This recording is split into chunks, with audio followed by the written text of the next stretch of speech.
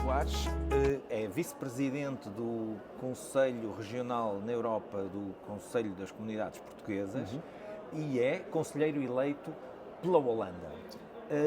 Isto é uma missão difícil, porque tem que fazer isto fora das suas horas de trabalho, sacrificar se calhar a vida de família. Quais são as principais dificuldades de ser conselheiro das comunidades? Em primeiro lugar, obrigado pelo convite. Rapidamente, em relação à questão, a maior dificuldade é o alcance de conseguirmos alcançar tudo aquilo que queremos fazer e chegar a todas as pessoas que queremos ajudar, informar e realmente todas estas ações que nós tomamos dentro do Conselho das Comunidades Portuguesas vêm sempre a custo, seja obviamente da vida profissional, mas sobretudo isso, está sempre presente, da vida pessoal. Como é óbvio, não é possível, mas isso já é tradição no próprio Conselho das Comunidades Portuguesas, do contacto que tivemos com outros conselheiros. As reuniões são tidas a altas horas da madrugada, sem problemas de horários, mas sempre com muitas limitações de disponibilidade e, portanto, digamos que é uma missão. Este novo Conselho tem uma novidade, nunca houve antes uma mistura tão grande de idades, de profissões, portanto, é muito mais variado. Isto torna a tarefa mais difícil ou mais interessante e mais, se calhar, mais ambiciosa? Torna a tarefa mais interessante, no sentido em que eu pessoalmente, uma opinião muito pessoal, estou um bocadinho agastado com a expressão da nova imigração. A nova imigração já não é nova há muito tempo. A nova imigração, se quisermos, podemos ir já aos tempos da Troika. Eu pessoalmente sou aquilo a que se chamou em tempos um jovem à rasca e, portanto, eu fui daqueles que recebi a mensagem do Piegas e que na altura não vi isso como um problema e, portanto, fui fazer a minha carreira para outros desafios, para outras latitudes que não na Europa e, portanto, de volta a essa multidiversidade do Conselho das Comunidades Portuguesas. O interesse está em conseguirmos transmitir pelo Conselho das Comunidades e dar um espelho do que é realmente esta imigração atual. Não a questão de ser uma nova imigração, é a imigração atual. E é isso que nós tentamos passar no dia-a-dia, nas atividades do Conselho, em que já não há, hoje em dia, as mesmas questões que antes se punham às nossas autoridades portuguesas. Hoje em dia já procuramos outras respostas. Ainda no outro dia, numa entrevista acerca do texto ao voto eletrónico, quando me perguntavam, mas e a questão da segurança do processo? Eu disse, esta atual imigração está perfeitamente preparada para que lhes expliquem que durante o processo houve 500 tentativas de intrusão, 300 votos que não sabemos de quem é, 20 pessoas que votaram neste círculo eleitoral e não deviam ter votado, e nós vamos saber ler esse relatório perfeitamente. E vamos provavelmente ser os primeiros a dizer, se calhar ainda não estamos prontos. Esta é a nova geração de imigração e que nós queremos passar pelo Conselho das Comunidades Portuguesas também. Porque vocês têm o Conselho mais jovem de sempre. A média de idades é a mais jovem de sempre. Sim. Além de, obviamente, o Conselho alargou em número, não na sua totalidade por outras limitações, mas já tivemos a entrada de muitos jovens. Nós temos jovens que, salvo erro, vão desde os 25 anos. Nós temos até, em formação, um Conselho da Juventude do Conselho das Comunidades Portuguesas, que vai com conselheiros até aos 39 anos e que é bastante representativo. Eu penso que já ultrapassa as 15 pessoas. E quais são os desafios na Europa? Agora, como vice-presidente do Conselho na Europa, quais são os principais desafios? O que é que diria que são os grandes desafios neste momento? O grande desafio, eu penso que temos dois âmbitos que são mais prementes e que eu acho que têm mais impacto. Em primeiro lugar, o ensino de português no estrangeiro, que a rede de ensino de português no estrangeiro não está a acompanhar a mancha demográfica da comunidade portuguesa. Eu, por exemplo, obviamente que sou parte interessada porque venho de um novo destino desta imigração portuguesa, como a Holanda, mas mesmo dentro da Holanda a mancha não é minimamente representativa. E, portanto, temos cidades, temos focos como Eindhoven, que é uma capital da engenharia e da tecnologia e da inteligência artificial de grandes empresas europeias que estão a recrutar diretamente engenheiros portugueses inteiramente com as suas famílias e com os seus filhos e que procuram exatamente essa oferta. Nós não temos uma única turma em Eindhoven, quando temos lá, por exemplo, cerca de 5 mil portugueses a viver. E isto são dados recentes. E mesmo uma estrutura, já agora, desculpe a interrupção, mas uma estrutura, a coordenação do ensino no Benelux está no Luxemburgo. Que são quantos quilómetros para Eindhoven? 400? São quilómetros suficientes para não se ter uma noção real das limitações do calendário escolar, dos hábitos culturais.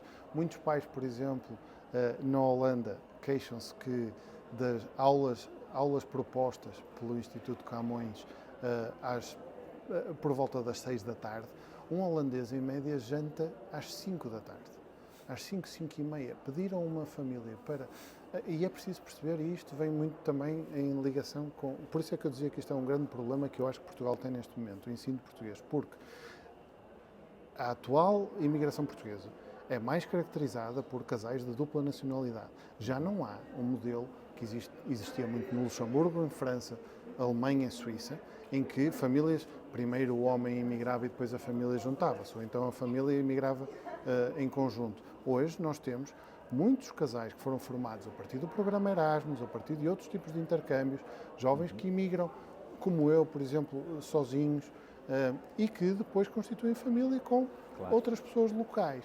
Ora, quando isso acontece, nós hoje em dia temos casais em que há uma grande prevalência de um membro local do país de acolhimento e, portanto, essa criança estará muitíssimo mais próxima da assimilação, daquilo que o Conselho das Comunidades até ao longo destas décadas tem lutado contra, que é os processos de assimilação cultural.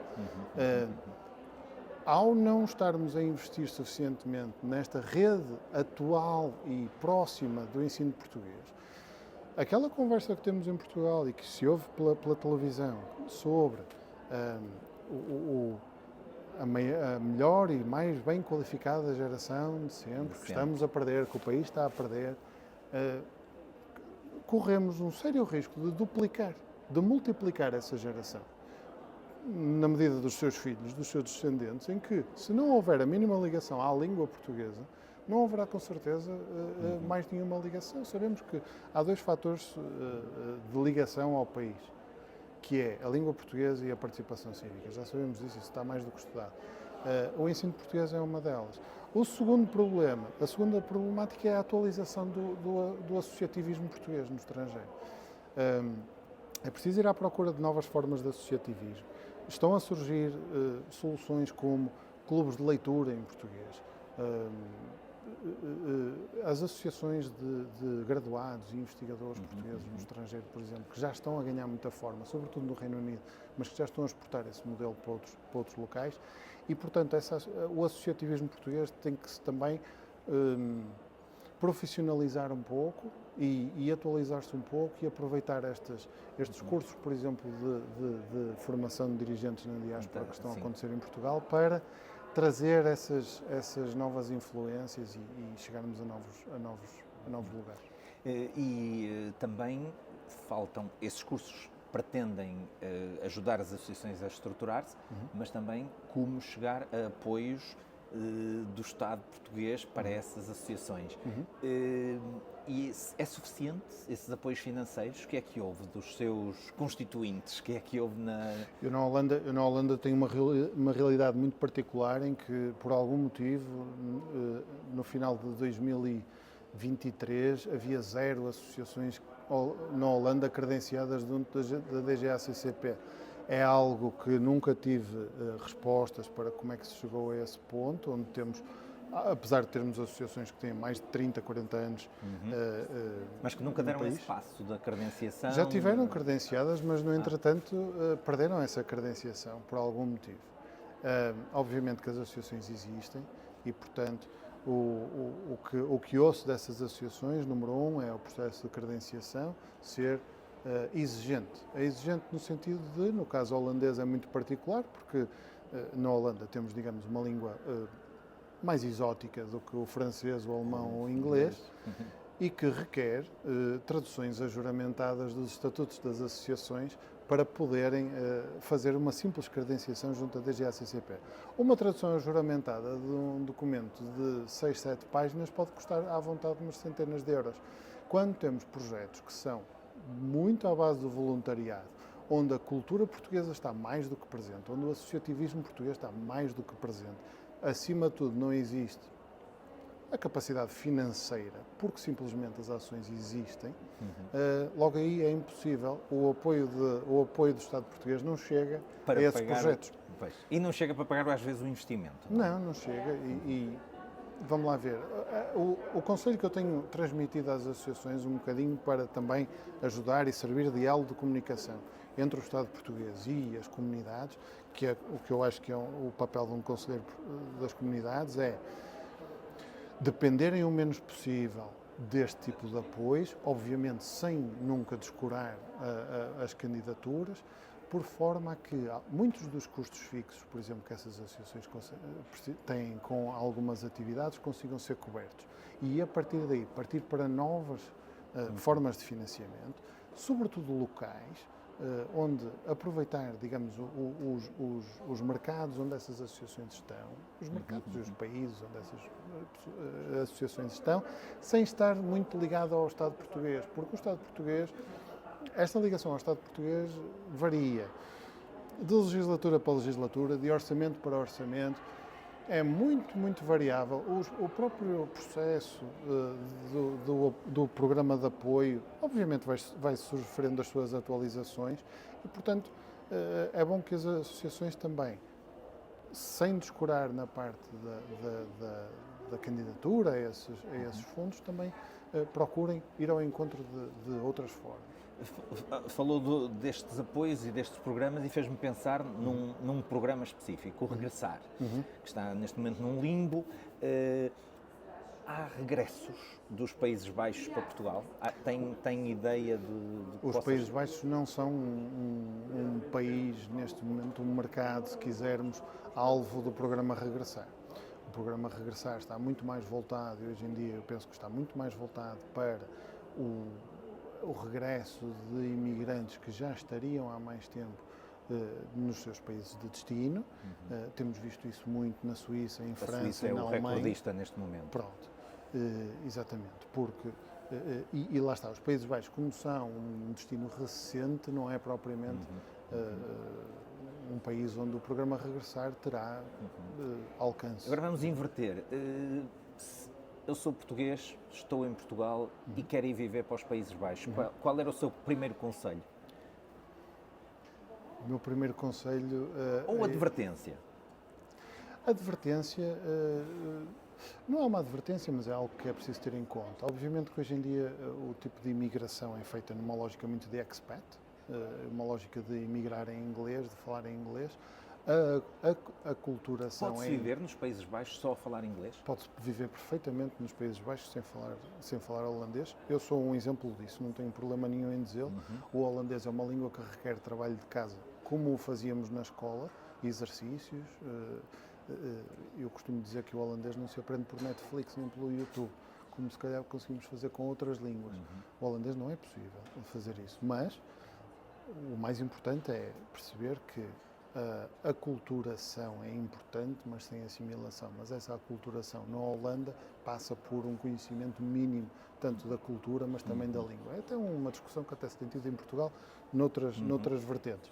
Mas a Holanda é um país que acolhe, é um país fácil de se ajustar à forma de vida, aos horários, à organização. Isso é uma adaptação muito fácil e que eu acho que tem explicado este fluxo mais acentuado que nós temos tido. Mas assim, o primeiro conselho que eu daria era simplificar as necessidades, porque quando simplificamos as nossas necessidades, e isto é uma coisa que eu também aprendi em África, tudo é mais simples e não temos tantas. Não procuramos satisfazer tantas coisas, não procuramos soluções para tantas coisas. Simplesmente a Holanda, à medida que o tempo vai passando, as coisas vão aparecendo, vamos percebendo melhor como é que tudo funciona, mas acima de tudo é um país que é muito fácil de... Neste programa nós fechamos com uma questão, sempre a mesma. Se fosse secretário de Estado das Comunidades por um dia, qual era a sua decisão principal? Uma, ou pode escolher duas, se calhar.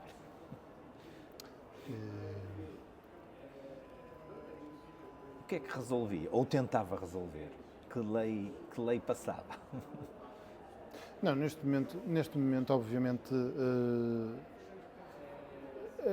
apostava tudo na proximidade e, portanto, no voto eletrónico, não como a solução de todos os males, mas o problema parte sobretudo o facto de termos 80% de abstenção nos círculos do estrangeiro nas eleições portuguesas. Obviamente que o voto eletrónico nunca irá ser à prova de bala, nunca irá ter falhas, mas é preciso perceber que temos riscos controlados, ainda assim, pelo facto de os círculos da imigração elegerem 4 deputados em 230, portanto, acima de tudo enverdava pelo voto eletrónico, porque eu acho mesmo que nos tempos que correm as pessoas precisam de proximidade com a política e o que não se está a fazer nesta matéria está exatamente a cavar um buraco ainda maior de distanciamento das pessoas no exterior face a Portugal. Muito obrigado, Tiago Soares. Obrigado.